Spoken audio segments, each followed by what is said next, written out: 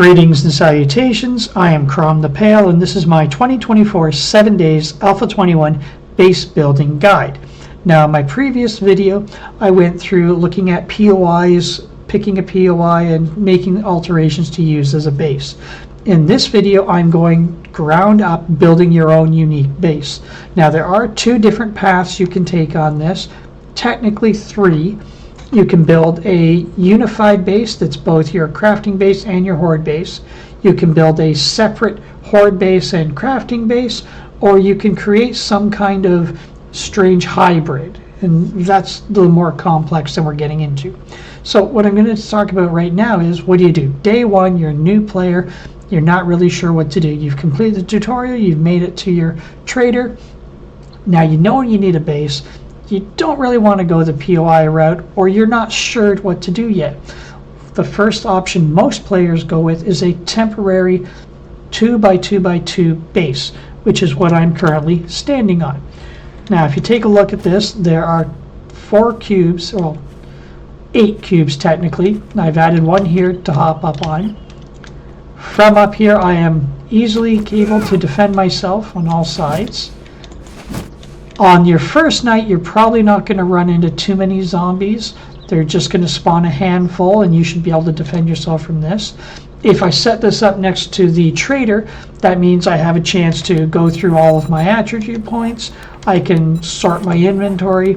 I can add a little bit of storage here. I can make a campfire and cook some food or water.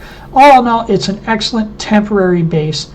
But this is only going to last you for a few days before you really want to build something bigger. Now, most players, and it's not all players, but most players go from this to your standard box, 4 walls and a roof.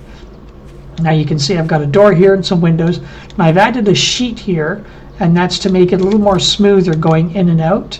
If you don't have that sheet there, there's a chance your player's head will get caught on that if the ground's not perfectly flat. You can see inside here I've got plenty of storage. I've got all my workstations. I've even added stairs going up to the roof where I've got my plants for growing. I've added some walls here, so I could build a second story if I wanted, or a third or a fourth, and make this a complete tower. And I've got these railings here. I can't melee through them, but I can shoot through these, so I can defend myself from. Now, the problem with this base, which I'm sure you'll recognize quickly, is while I have windows, I can't see out, so I don't know when a zombie's attacking or where they're attacking. Most zombies, if they spawn to the west, which is where I'm facing, will come and attack this door, so I can open the door and fight my way through. But if they spawn in one of the other 4 directions, chances are they're going to attack the wall. Now, one way you can buy yourself a little bit of breathing room and avoid having them instantly on your base is to build fences. And there's a lot of different styles of fences you can go with. This here wooden fence, as you can see, is the default fence the game uses. You can also do a one-high white picket fence. Now these obviously are easy to jump over, so this will slow the zombies, it won't stop them. A double high wooden fence like this will stop them, and you can shoot between these. However, there's a chance when you melee them, you're going to end up hitting the wood rather than the zombie. And it can be hard to see from a distance where the zombies or how many there are. Other forms like this, you can see through it, but you can't melee through it. You can shoot through. And then you've got the iron bars and these. If you want to melee through, you might need to come up with something with poles or with these bars here. Now, another trick when building a base from scratch you're going to want is this. What I've done here is I've placed down blocks just to flatten out the ground, so I don't have to worry when I'm building about it not being perfectly level. I've removed any rocks or stones that could be impeding my build, and I've got myself a nice huge flat area here to work with. Now, I don't need to pick up all these, but you get the idea. I've now created a nice big flat area where I can build on. And I don't need to have a million blocks. I can always just put down a row of blocks, pick it up, put it down another row, and repeat as needed. You don't have to build out of wood either. You can generate cobblestone blocks and even cement blocks. You can even do steel blocks. And these here are topsoil blocks, so if you've made a mistake, you can patch it in. And you see the ground here is kind of bumpy. But if I put some blocks down on top, I can make that bump disappear. So now the ground here is perfectly flat.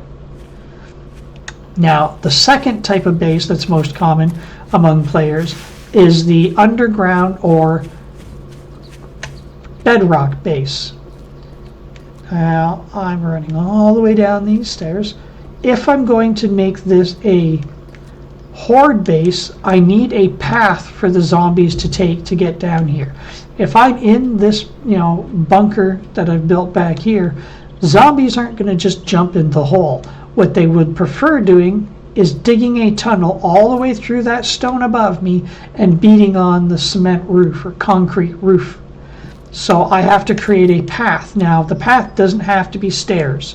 I can use partial blocks that they will trip and slip off of. I could do something like these blocks, and if I was to put them on face like that, they would still see that as a path, but chances are they'd fall off and drop to their doom. I can add traps, I can add electrical fences, there's all kinds of options here, and then I close up the path. And this particular style used to be really popular, these hatches for both melee and shooting. However, zombies can now squeeze through a 1x1 opening, so this isn't the preferred style now. There are various different methods you could use to prevent them from jumping through. You could place, bars or any upside down inverted hatch here, but then you wouldn't be able to see through it. Now back here, I've got a set of double doors to another chamber. If I was using this as both horde and crafting, I would likely have this expanded out and make this my crafting base.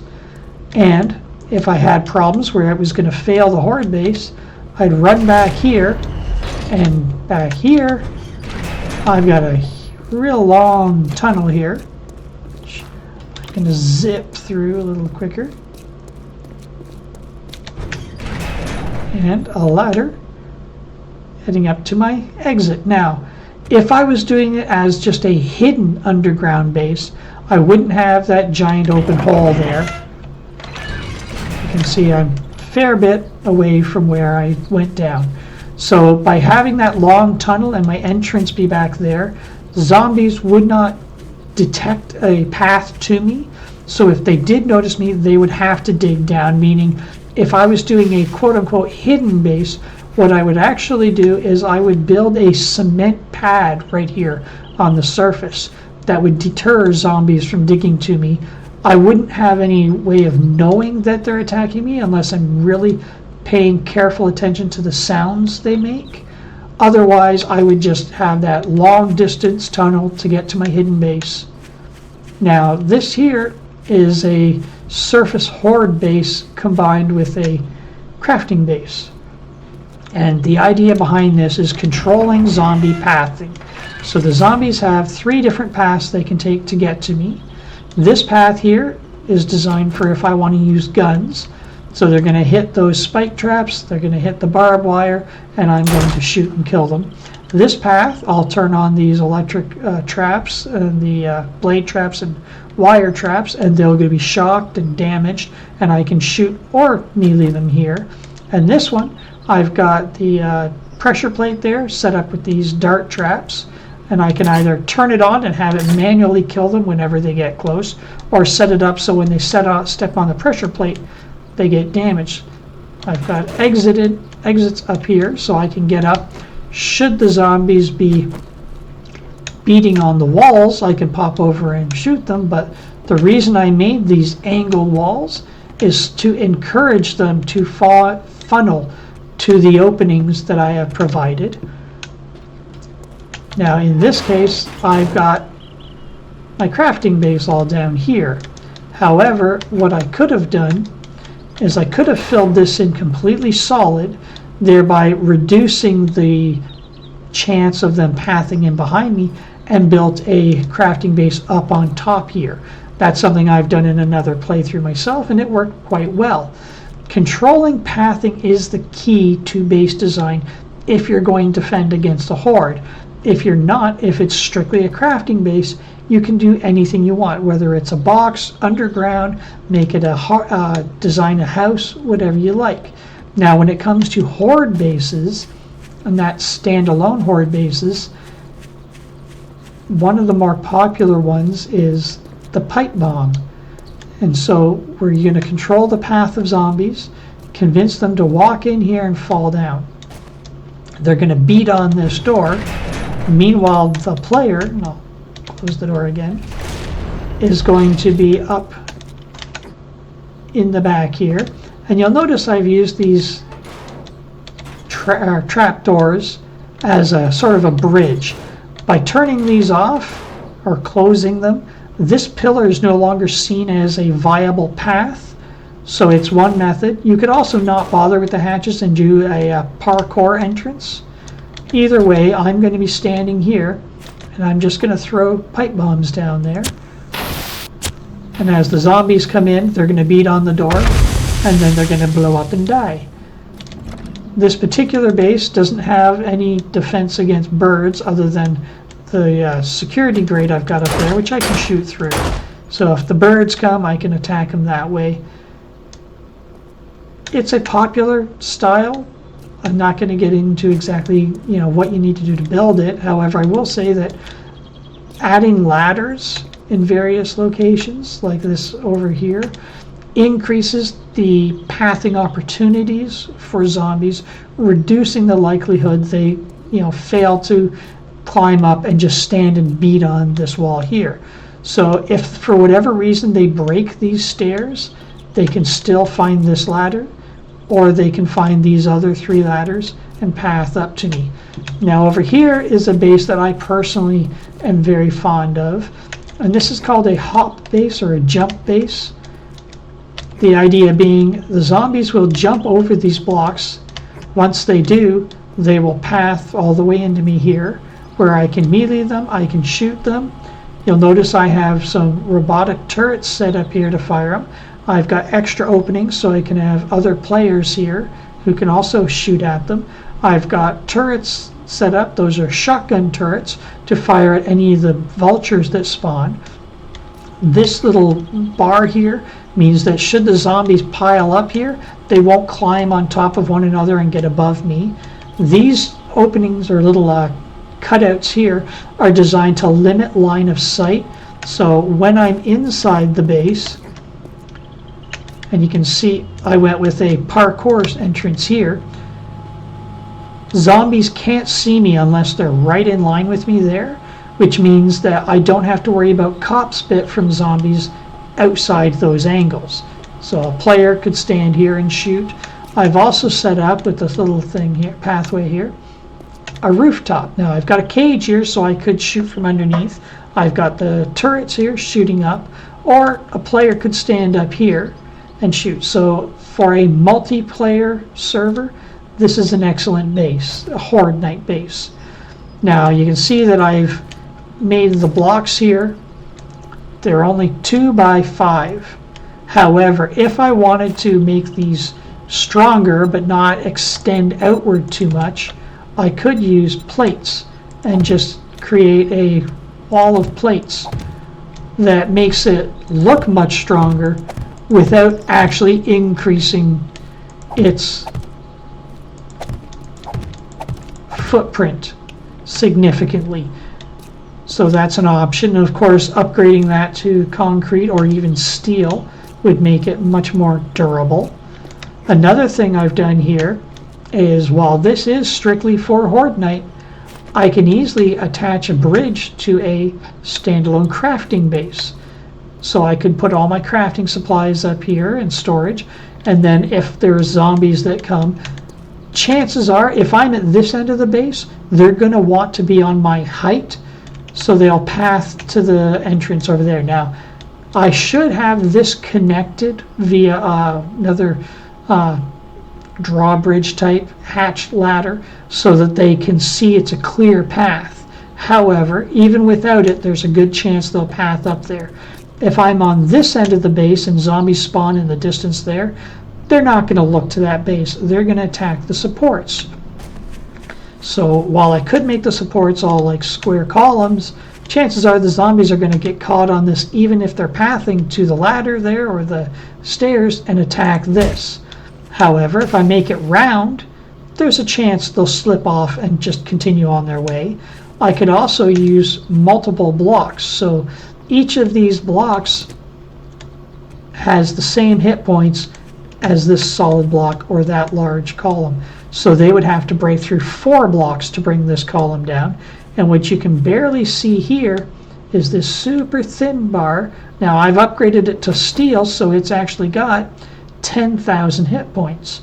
It's highly unlikely zombies will attack this unless there is no other path to you, then they will attack. But if you're doing this as combined Horde base, they'll run past that bar to find the stairs.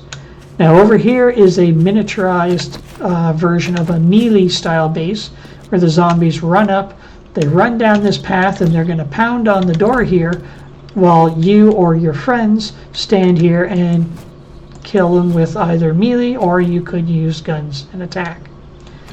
Now another interesting base design that I've seen is the ladder base. This base here utilizes controlled pathing by making the zombies only have one option to get to you. That's to take this ladder up. However, when you get to the top, they aren't smart enough to path over onto those ladders there and start beating on this. I could even simply remove those ladders. Then there is only one path up, and I can sit here and I can just shoot down at them all day. Now I've got a bent ladder there, which unfortunately means I cannot, despite having clear opportunity, melee them. But I can shoot them here. This is great for a sniper base with, say, an SMG or an M60 as backup.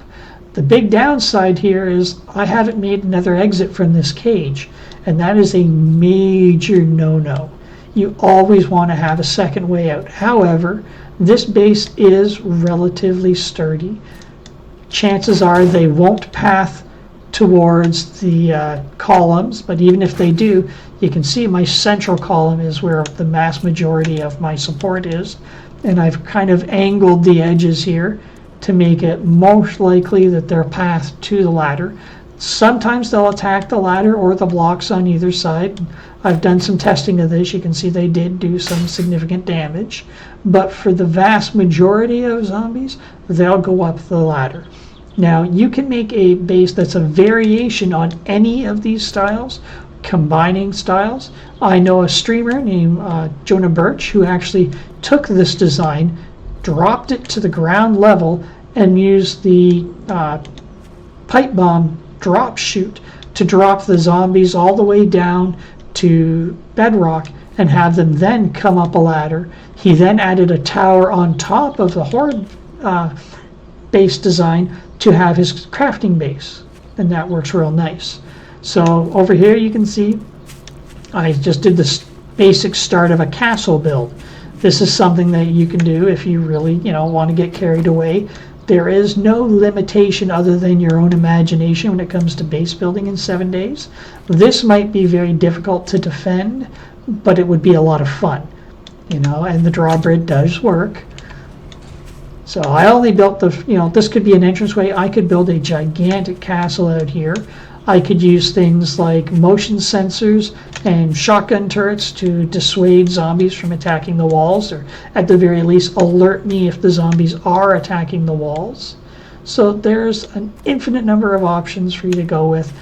As long as you control the pathing, you give them sufficient options to get to you, the zombies will want to attack you rather than simply beat on your base. So I hope these concepts help you with your own base designs. I hope you have fun playing the game, and I shall talk to you again. Keep surviving.